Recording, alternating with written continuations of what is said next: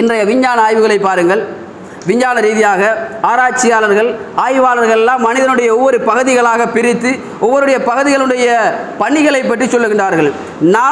நாவை எடுத்து அதை பகுதிகளாக பிரிக்கிறார்கள். நாவினுடைய முன்பகுதி அது இனிப்பை உணர்கிறது. அதே போன்று வலது பக்கம் இடது பக்கம் இருக்கின்ற அதை அடுத்து இருக்கிற பகுதி உவர்ப்பு தன்மையை அது உணர்த்துகிறது.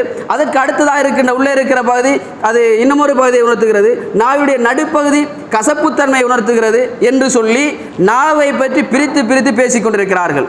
அதே போல மூளையை எடுத்து பார்க்கிறார்கள்.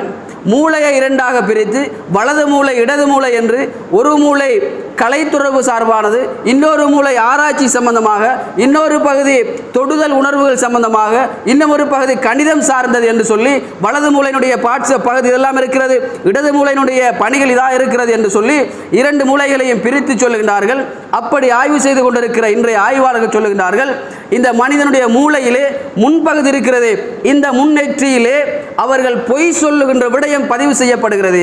அவர் பொய் சொல்லுகின்ற பொழுது ஒரு மனிதர் இந்த விடயம் அப்படியே ஃபங்க்ஷன் ஆகிறது, அது வேலை செய்கிறது என்று இன்றைய ஆய்வுகள் சொல்லிக் கொண்டிருக்கிறது. இதே ஆய்வை அல்லாஹு தஆலா பல ஆண்டுகளுக்கு முன்னதாக சொல்லிவிட்டான். சூரா அலக்கில் அல்லாஹு தஆலா சொல்லுகிறான், கல்லா லஇல்லம் யன்தஹி, அவர்கள் அதை விட்டு விலகிக் கொள்ளவில்லை என்று சொன்னால் லனஸ்ஃபஅம் பின்னாசியா, அவருடைய முன்னெற்றியை நாங்கள் பிடித்திருப்போம் என்று அல்லாஹு தஆலா சொல்லுகிறானே. அந்த நாசியா முன்னெற்றி என்று அல்லாஹு தஆலா எதை சொல்லுகிறான்?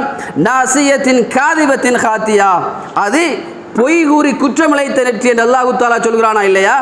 அல்லாஹு தஆலா சொல்லுகிறான், பொய் சொல்லுகின்ற அந்த நெற்றியை பிடித்திருப்போம். பொய் சொல்லுவது என்பது மூளையுடைய முன்பகுதியை பதிவு செய்யப்படுகிறது என்று அல்லாஹு தஆலா அன்று சொன்ன செய்தி இன்று ஆய்வினூடாக கண்டுபிடிக்கப்பட்டிருக்கிறது.